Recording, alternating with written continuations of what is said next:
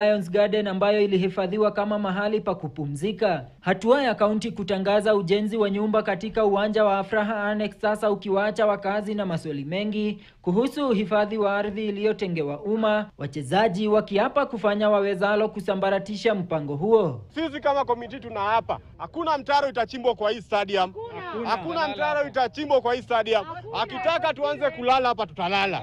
Na hiyo public participation nataka tuambiwe iko wapi, na pia sisi tunataka tuparticipate, tujue hiyo maneno ni kina nani yao wanaenda kuweka saini. Ken Gashuhi, KTN.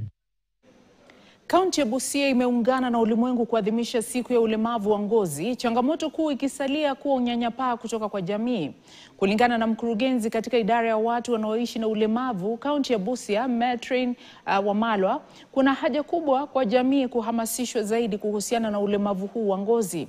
Akizungumza katika shule ya msingi ya Kaukotoit katika eneo bunge la Teso Kaskazini, wakati wa kutoa hamasa kwa wanafunzi na walimu kuhusu ulemavu wa ngozi, Wamalwa ameongezea kusema kuwa unyanyapaa na dhana potofu kuhusu ulemavu wa ngozi ungali kizingiti katika malezi ya watoto hao.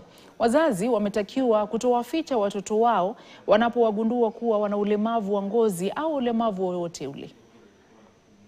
Familia ya walemavu wa ngozi katika Busia ni kati ya watu 40 na 50, lakini kitu ambacho najua ni kwamba wako zaidi ni kwa sababu hawajajitokeza. Na ningeweza kuomba sana ya kwamba kama una mlemavu wa ngozi mahali popote, ukamtoe nje ili aweze kujulikana. Ofisi yetu inapatikana pale Busia kwa County Commissioner, akijitokeza tutamsajili. Tunafaa tujaribu sana kwanza kuwazuia na miale ya jua ambayo tunaita sun avoidance. Pili, tunafaa tujaribu kuwavalisha nguo ambazo zinazuia miale ya jua ambayo ni sun protection.